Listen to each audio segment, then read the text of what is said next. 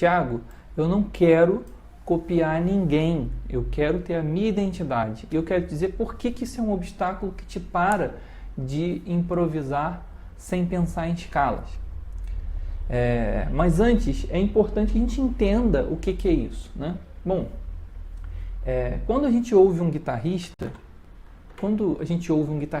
que a gente gosta muito, a gente percebe que ele tem a identidade dele, né?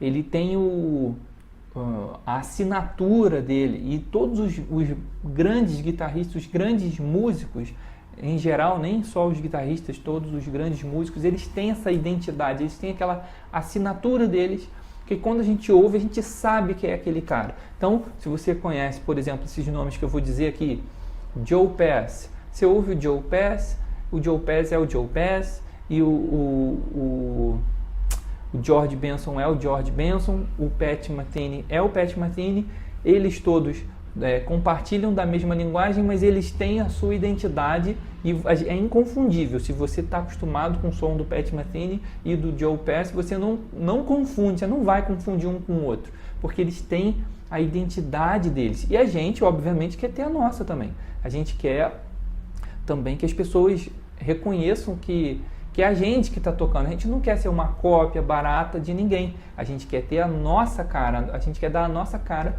para a música. Mas o que acontece é que quando você tira solos, você tem que entender que você não está copiando, você não está se tornando uma cópia. Quando, por exemplo, eu tiro um solo do Pat Martino, eu não estou querendo me tornar uma cópia, vamos dizer assim, uma cópia barata do Pat Martino. Não é isso. O que eu estou fazendo eu estou vendo como aquela linguagem é aplicada e depois eu vou absorver essa linguagem para mim e vou fazer do meu jeito. Você não precisa se preocupar inclusive você não precisa nem se preocupar em se tornar uma cópia das pessoas, porque isso é impossível.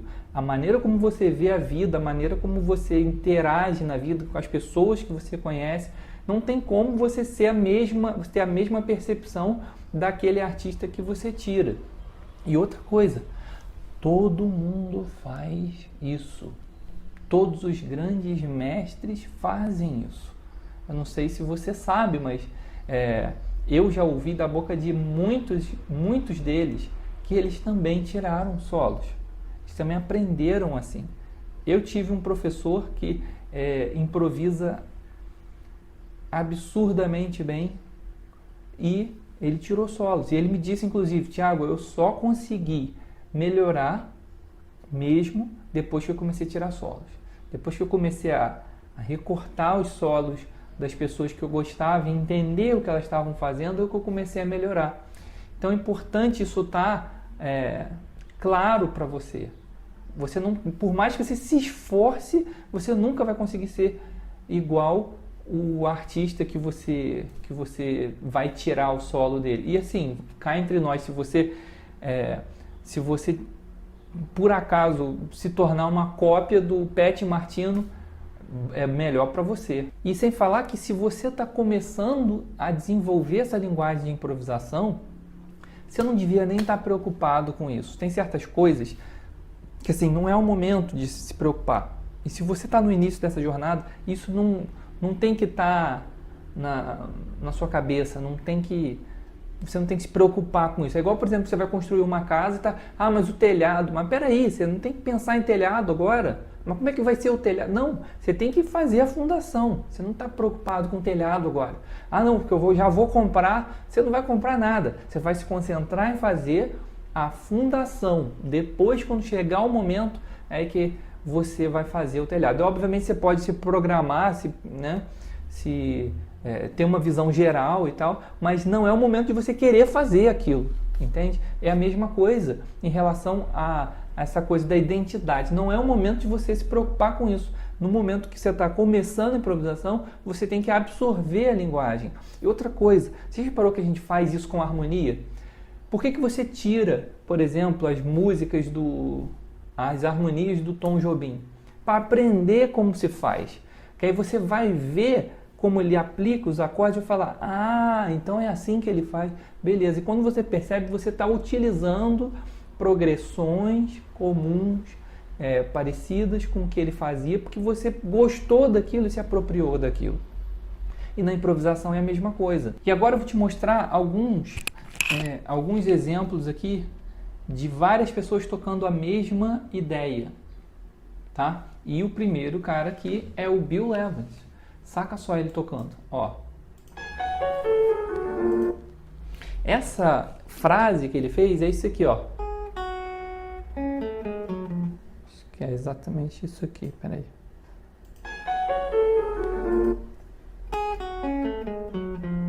É isso aqui. E essa frase que ele está tocando, eu batizei essas frases de matrizes. Então, isso aqui é uma matriz. Por que é uma matriz? O que é uma matriz? É uma frase que está na mão de todo mundo, que todo mundo vai compartilhar, que faz parte da linguagem. Inclusive, essas frases vão te levar a improvisar sem pensar em escala. Você não está mais pensando na escala, você está tocando uma frase que tem a escala, mas que você não pensou no shape da escala para tocar. E isso acontece na mão deles. E é interessante a gente entender que eles aprendem uns com os outros também, tirando solos uns dos outros. Obviamente, os mais antigos, né, são as grandes referências e tal, e os que vieram depois vão aprender com os mais antigos. Então, o Bill Evans inspirou muita gente, muita gente. Ó, agora o próximo trecho aqui é do Keith Jarrett. Inclusive, depois eu vou colocar o nome dos artistas, caso você não conheça. O Bill tá aqui descarado, né? Bill Evans. Mas vou botar, porque às vezes eu falo e você fala, pô, como é que escreve isso? Eu queria procurar, queria ouvir mais desse cara. Então eu vou depois colocar o nome deles aqui, tá? Então, ó. Agora, o Keith Jarrett. Ó, a mesma ideia, só que começa de um ponto diferente, ó.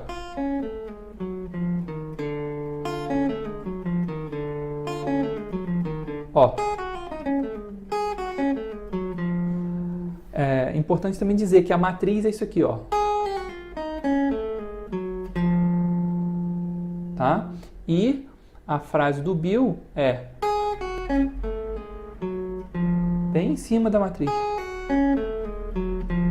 E o Keith Jarrett já vem. Esse tá na mão deles. E aí o que acontece? Quando você repete muito essas frases, você tira os solos, você aprende com eles, isso vai fazendo parte do seu jeito de tocar. E aí acontece uma mágica, que é uma coisa fantástica, que é o seguinte: a nossa mente é incrível. Ela tem, você tem uma parte da sua mente que é consciente, outra parte que é a mente subconsciente. E a mente subconsciente, ela armazena as coisas mais relacionadas aos hábitos. Então, tudo que é hábito, tudo que é piloto automático, vai estar aqui na mente subconsciente. E uma boa notícia é o seguinte, que a mente subconsciente processa as informações numa velocidade absurdamente maior do que a mente consciente. E aí, quando você aprende uma frase dessa e você repete ela, faz essa frase virar sua, por repetição, ela vai para a mente subconsciente e ela vai ser processada numa velocidade que você não vai mais pensar. Você não vai pensar nem na frase, nem em escala. Você não está pensando na escala. Você está simplesmente acessando uma informação que você aprendeu, que você sabe como desenhar aquele acorde. E a gente percebe neles aqui que eles fazem esse mesmo movimento melódico. Entendeu? Agora, olha, o próximo é o Pipoquinha. Tocando aí com uma big band, né? O cara é um fenômeno. Ó, um pouquinho mais para trás. Eu vou fazer com a mesma digitação para a gente manter isso aqui. Então, a frase dele é isso aqui, ó. Ó. Ele faz. A ideia é muito parecida. Ele está acessando isso aqui conscientemente. Você acha que ele está pensando, agora vem um acorde tal, eu vou usar a escala tal. E aí, nesse momento, ele fez isso aqui. Você acha, observando aqui o vídeo, Você acha que ele está pensando? Ele não está pensando na escala. Olha aqui, o Bill não tem como porque não tem a imagem, mas olha aqui o Keith Jarrett. Ele está nem olhando para o piano, entende? Ele não está pensando em escala. E é assim que você tem que fazer também. Então, quando você treina, quando você tira os solos, você absorve a linguagem que está na mão deles. E você vai tocar também essa linguagem.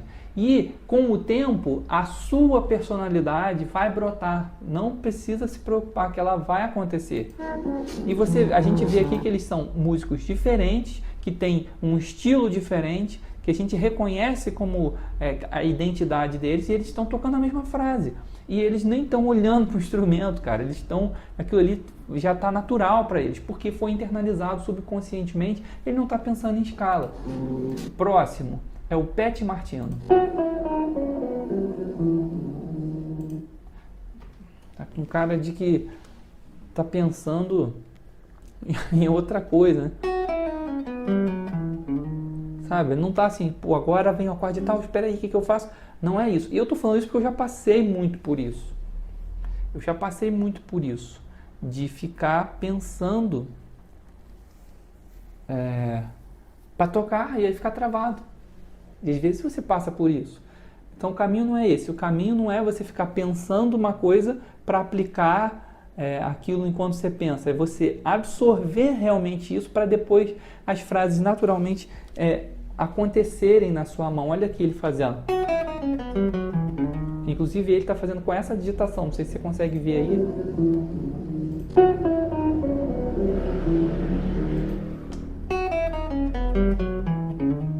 Eu vou fazer aqui embaixo, ó,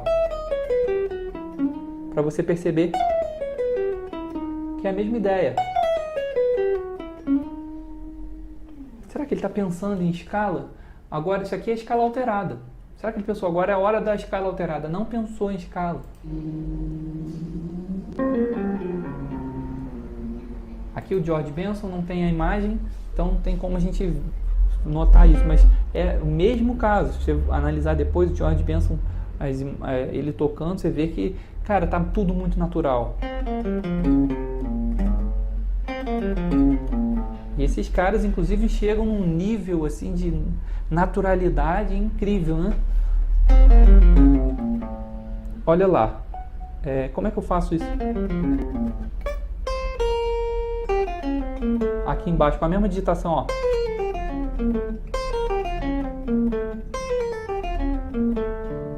Chegando aqui. Só que ele faz. Olha aqui, ó. Que estava na mão do Bill, que estava na mão do Keith Jarrett. Olha que coisa interessante. Olha aqui, o Bill leva essa frase. O Keith Jarrett. Aí o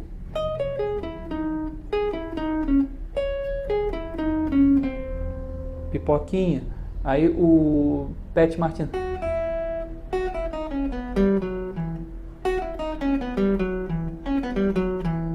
Agora o George Benson. Todo mundo tocando a mesma ideia. Bill, de novo. Olha aqui. Por essa imagem aqui, não é isso aqui que ele tá, não é, isso aqui foi só um take, né? Mas ele tocava assim. Olha só. Você consegue projetar isso, você consegue ver. Ele está pensando na escala, ele está pensando tudo que ele está fazendo para tocar, ele não está pensando em escala. E agora a gente vem com o próximo é o Michel Petrucciani.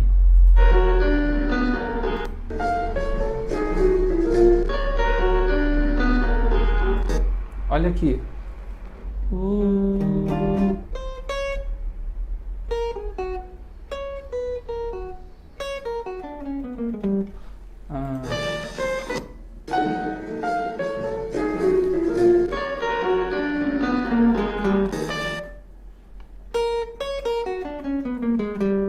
Michel Petrucciani.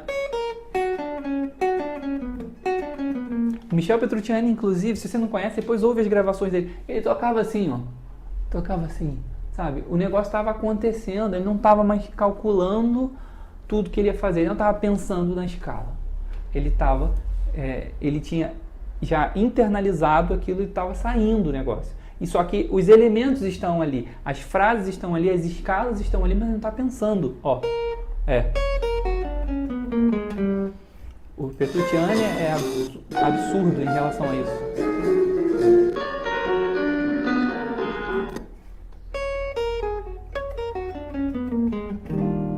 E agora, o Wes Montgomery.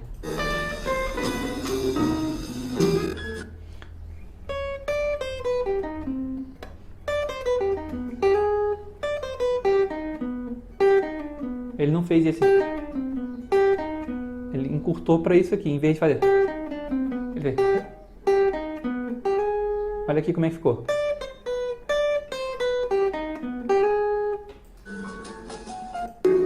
Ó. Agora.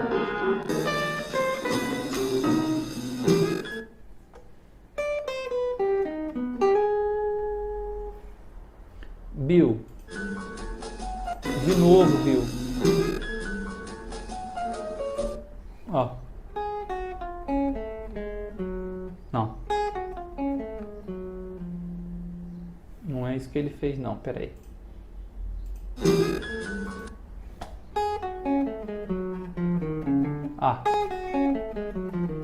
Ó, ele vai até mais longe. Olha aqui o.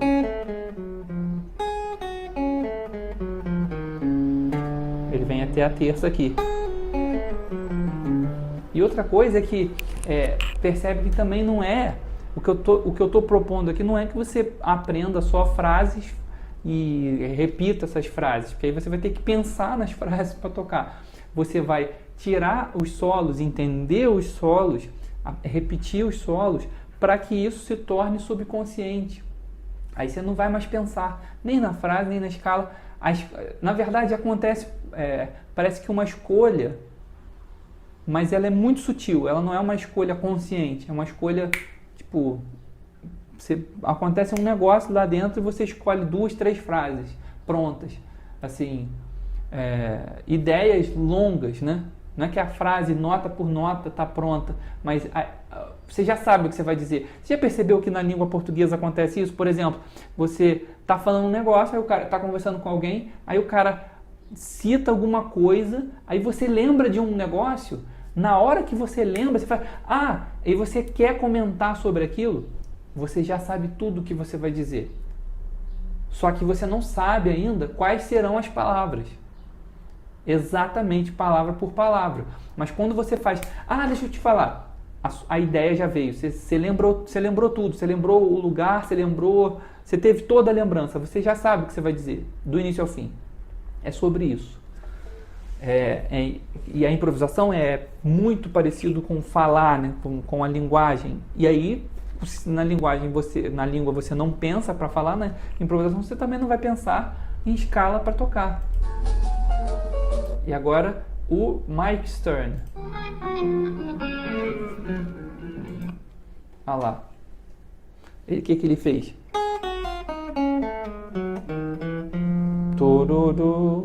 Quando você treina os solos e você absorve a ideia do cara e pratica assim, isso começa a pular na tua improvisação e aí isso, à medida que vai se tornando subconsciente, a sua mente consegue ajustar o que ela precisa fazer para se encaixar na frase. Se ela precisa colocar nota a mais, se ela precisa colocar nota a menos. Porque as frases, o problema de você só tirar frase, tirar um monte de lick, é que ele vai se encaixar dentro daquela sequência ali, naquele ritmo, naquele compasso, começando no mesmo ponto rítmico da mesma nota. Aqui, quando você tira os solos, os licks estão ali, né? Porque se a gente for analisar, a matriz ela não deixa de ser um lick, só que ela é uma ideia. Por trás dessa ideia saem vários licks. Todas essas frases aí que eles fizeram, cada um é um lick. Você percebe que tem mudanças, só que a essência, o que inspirou o cara a fazer isso é sempre o mesmo lugar, é sempre desenhar a escala alterada por aqui. Esse está presente em todos os lugares. Então tem certos elementos que são mais... eles são como se fosse a célula tronco do negócio. E aí dali sai um monte de ideias, né? E agora que você já ouviu tudo, ouça direto para ver se seu ouvido está mais azeitado, ó.